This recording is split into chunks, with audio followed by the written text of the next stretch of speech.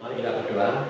Bapa kami yang baik, sungguh luar biasa Engkau dalam hari-hari kami Tuhan, sehingga kami merasakan segala sesuatu itu terjadi dalam kehidupan kami.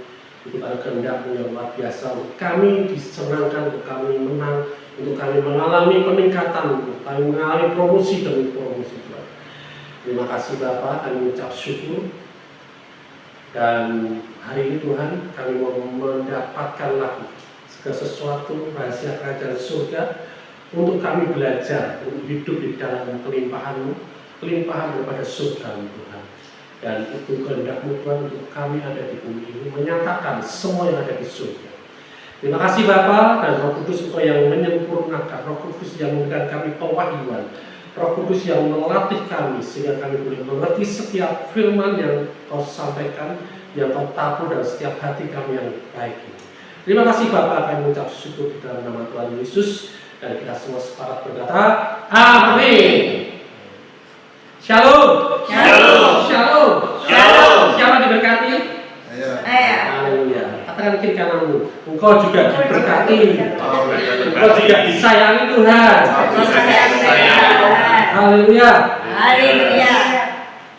Nah, kita meneruskan tema minggu bulan-bulan ini ya, yaitu kita mengakses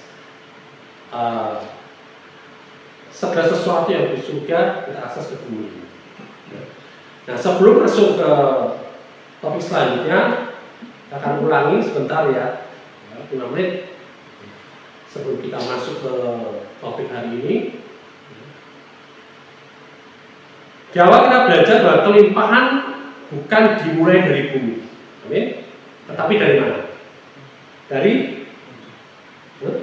surga. Yang mantap jawabannya, surga. Surga. Nah, Tuhan bukan Allah yang kekurangan. Surga penuh dengan damai, sukacita, penuh dengan penyediaan, kesehatan, dan kemuliaan. Ketika Yesus mengajarkan kita berdoa, yang berkata seperti ini, datanglah kerajaan-Mu, jadilah kehendak-Mu di bumi seperti di surga. Artinya, kehendak Tuhan bukan kekurangan, tetapi kelimpahan kerajaan. Ya. Nah, lalu kita belajar bahwa akses kepada kekayaan surga bukan melalui usaha manusia, tetapi melalui hubungan. Ya, kita adalah anak, bukan budak. Anak tidak mengemis pada bapaknya. Amin. Anak menerima karena identitasnya. Nah, pola pikir yatim membuat kita ini merasa tidak layak. Tetapi roh adopsi membuat kita berani datang dengan iman. Amin. Kemudian kita melihat ada penghalang-penghalang yang sering tidak disadari. Apa itu? Ketakutan, terus rasa tidak layak, kepahitan, ya, pola pikir kemiskinan, dan keraguan akan kebaikan Tuhan. Semua itu bukan berasal dari surga. Ya. Semua itu adalah benteng di pikiran, dan ketika pikiran diperbarui oleh firman, akses itu terbuka kembali. Amin. Kemudian selanjutnya membawa kita lebih dalam lagi. Kelimpahan bukan sekedar materi, kelimpahan adalah hidup yang dipenuhi hadirat Tuhan. Damai saat badai, sukacita di tengah tekanan, iman saat keadaan belum berubah. Itulah tanda bahwa surga mulai nyata di bumi. Banyak orang mengejar berkat, tetapi lupa bahwa hadirat adalah sumber dari segala berkat. Amin. Jadi dari bab pertama sampai kemarin kita sudah memahami ini. Surga penuh kelimpahan, kita punya akses sebagai anak. Penghalangnya ada di pola pikir. Dan kelimpahan sejati berada pada hadirat Tuhan. Sekarang pertanyaannya, kita semua sudah tersedia? Jika semua itu sudah tersedia, jika akses sudah dibuka, jika kita adalah anak, mengapa banyak orang percaya masih hidup dalam pola kekurangan? Ya. Bukan hidup dalam masih kurang, masih belum cukup ya, tapi dalam pola kekurangan. Jadi polanya dulu harus diberantas, diselesaikan. Amin. Nah, bab selanjutnya ini menjadi penting tentang kelimpahan tidak otomatis membuat kita hidup di dalamnya. Kita perlu belajar bagaimana bekerja sama dengan Tuhan melalui iman untuk membangun realitas kerajaan itu dalam kehidupan sehari-hari. Siapa mau? Realitas kerajaan surga ada dalam kehidupan kita. Amin semuanya. Amin. Ya. Nah,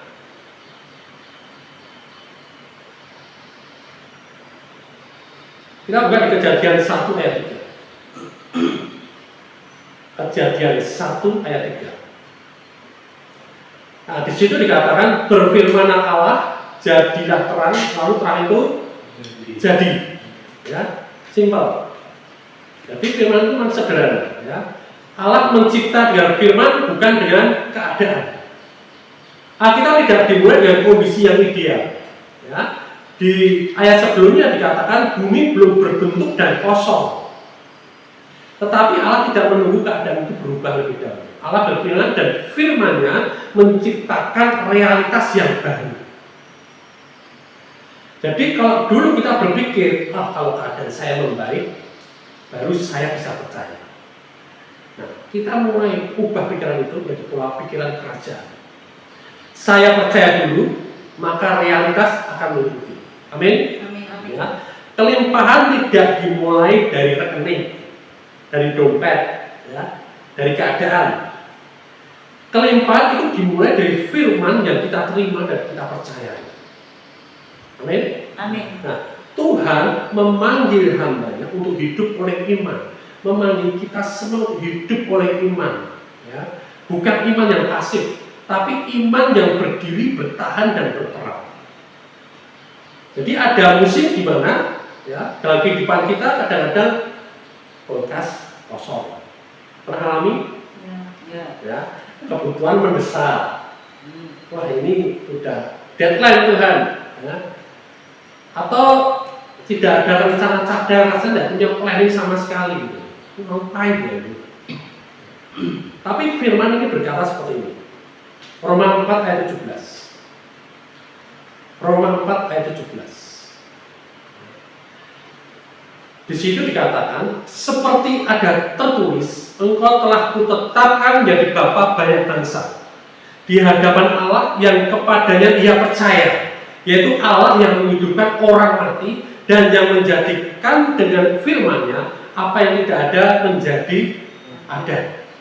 Ya. Allah memanggil apa yang tidak ada seakan-akan sudah ada. Padahal belum ada, tapi Allah panggil seakan-akan yang dipanggil itu sudah ada. Nah, ini bukan menyangkal realita, tetapi memilih firman Tuhan sebagai realita tertinggi. Jadi kelimpahan ini tidak selalu datang cepat, tetapi iman yang tidak menyerah sedang menciptakan alam kemenangan. Nah, hari ini kita belum membahas tentang menciptakan alam kelimpahan. Siapa yang mau menciptakan alam kelimpahan? Amin. Siapa yang mau alamnya pas-pasan? Tidak mau. Ya. Wis biasa Pak Sam. Ya. Nah, banyak orang berhenti tepat sebelum terobosan. Masalahnya seperti itu. Ya, kisah tentang Raja Yoas juga seperti itu. Ya, dia taat, yang harus dia pukul tanahnya sebanyak apa, dan dia panas sebanyak apa. Ya. Dia taat, dia memukul tanah dia, tapi berhenti terlalu cepat. Itu. Mestinya dia terus. Ya. Nah, Elisa berkata seperti ini, seharusnya engkau memukul lebih banyak. Ya, nanti dibaca ya di 2 Raja 13 itu ceritanya lengkap. Itu kayak komik gitu ceritanya, ya, bagus. Ya. Tapi kita singkat aja, prinsipnya aja, seharusnya engkau memukul lebih banyak. Jadi pelajarannya pelajaran saya Pak, kemenangan penuh datang bagi mereka yang bertahan sampai akhir. Amin. Sampai apa? Akhir. Sampai akhir. Kalau kita mau ke Jogja, kita sampai berhenti di Magelang, kok nyampe Jogja enggak? Padahal udah gitu. Apalagi balik lagi. Sampai akhir. Ya, sehingga kalau sampai Jogja kita bisa beli kuda. Nah, seperti itu. Jadi kalau kita berjalan sederhana aja. Oh, belum nyampe, imanku masih tetap percaya. Pasti nyampe. Amin. Ya, jangan berhenti. Nah, sesudah kita menyelesaikan segala sesuatu, kita tetap berdiri teguh. Jangan bimbang, jangan ragu. Efesus 6 ayat 13.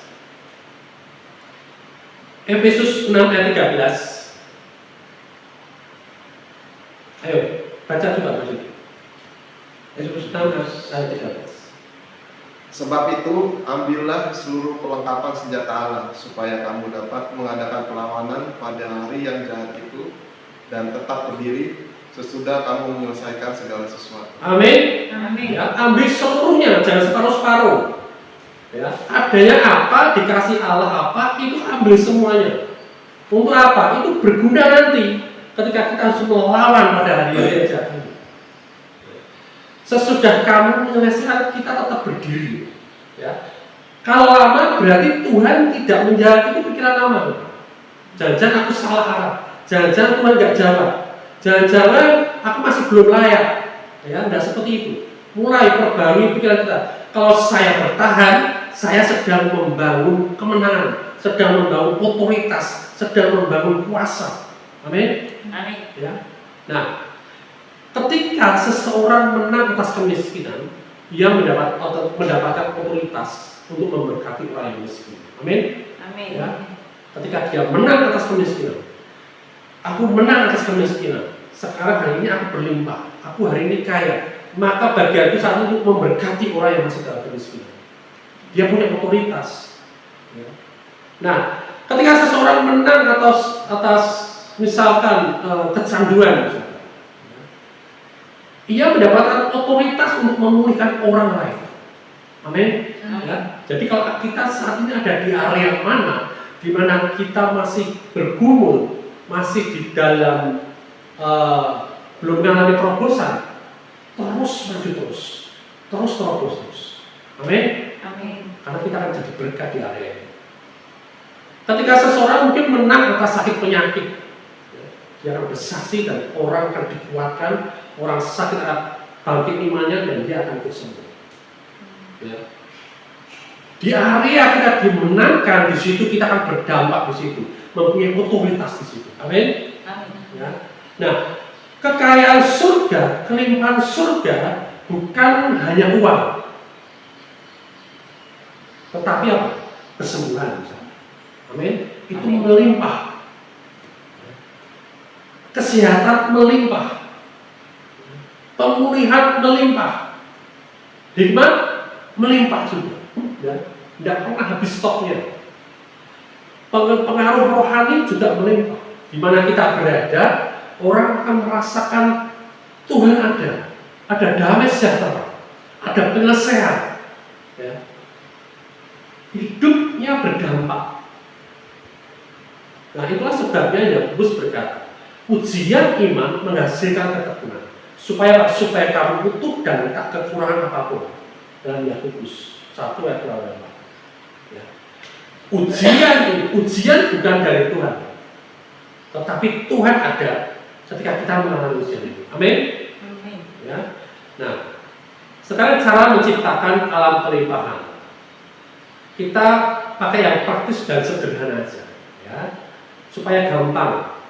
Pertama, terima janji Tuhan secara pribadi, jangan hanya tahu ayatnya aja, tapi miliki ayatnya.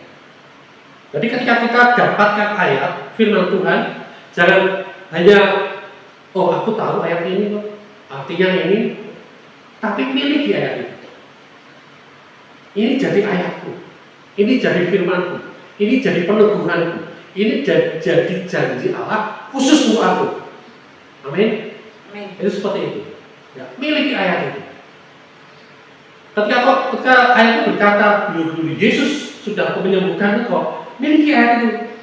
Oh, aku sudah sembuh karena firman ini. Jadi percaya penuh. Itu yang pertama. Bahwa terima janji Tuhan, terima firman Tuhan secara pribadi, jangan bagi-bagi dulu. Ya. Miliki. Ya. Yang kedua, ya. Nyatakan firman bukan ketakutan. Apa yang keluar dari mulut kita membangun alam di sekitar kita. Jadi ketika kita terima firman, oh ya, aku berhasil di dalam pekerjaanku.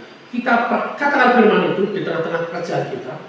Apa yang aku kerjakan hari ini, firman Tuhan berkata berhasil, beruntung, dan menjadi berkat.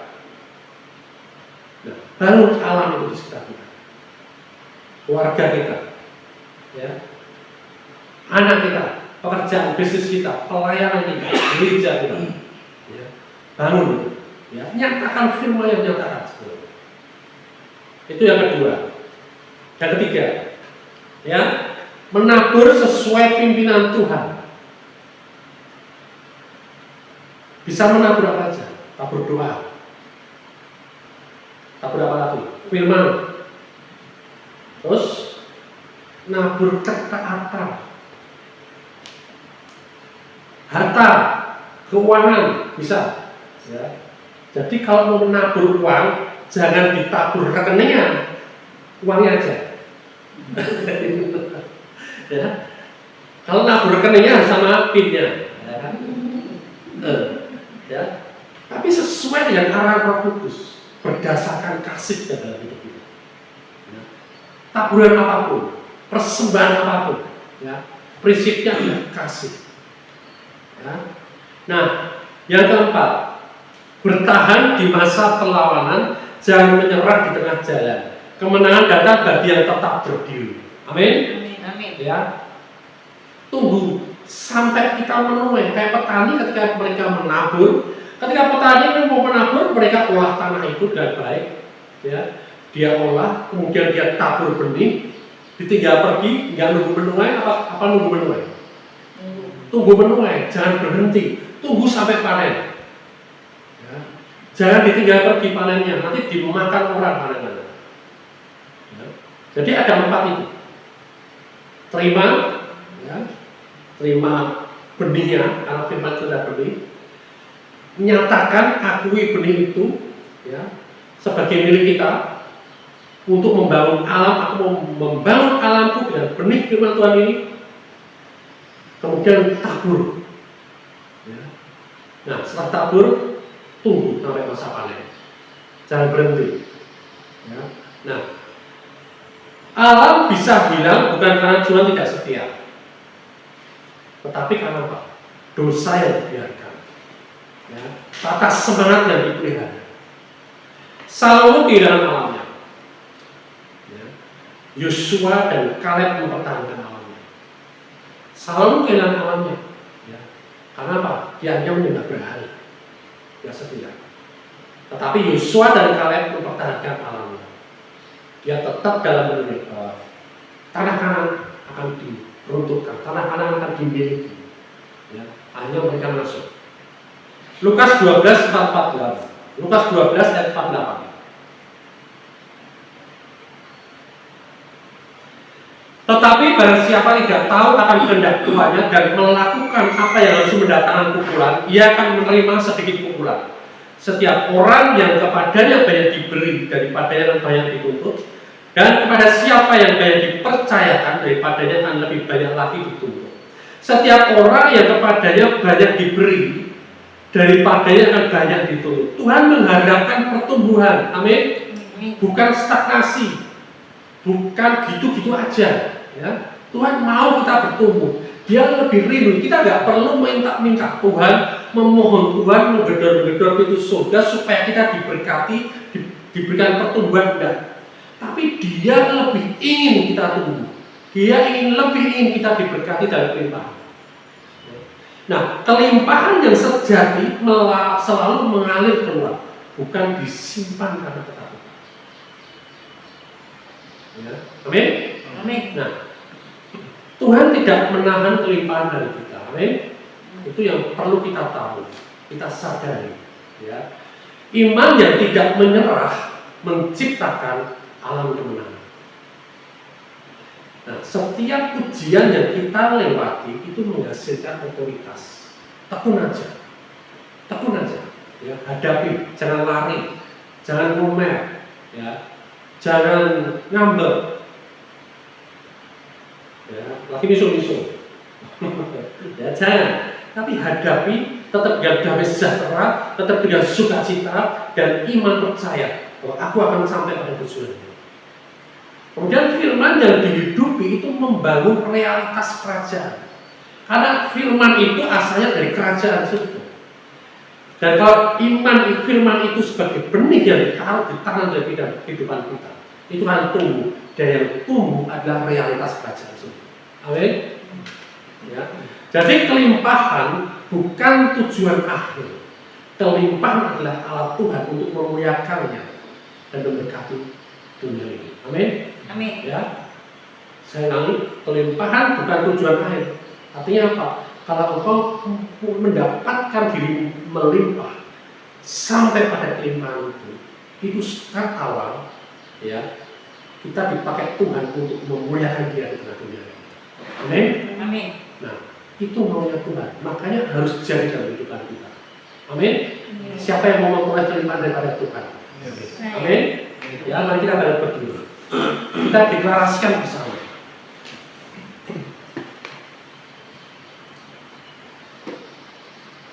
Mari kita katakan bersama-sama ya. Tuhan telah memberiku kuasa. Tuhan telah memberiku kuasa Dan otoritas untuk menciptakan alam kelimpahan. untuk menciptakan alam kelimpahan. Aku berdiri di atas firman-Nya. Aku berdiri di atas firman-Nya Dan tidak menyerah. dan tidak menyerah. Aku menabur dengan iman. Aku menabur dengan iman Dan menuai dengan kemenangan. dan menuai dengan kemenangan. Aku merawat alam yang Tuhan percayakan kepadaku. Aku merawat alam yang Tuhan percayakan kepadaku. Kemenangan adalah milikku Kemenangan adalah milikku dalam Kristus. di dalam Kristus. Amin. Amin. Amin. Amin. Tuhan Yesus memberkati.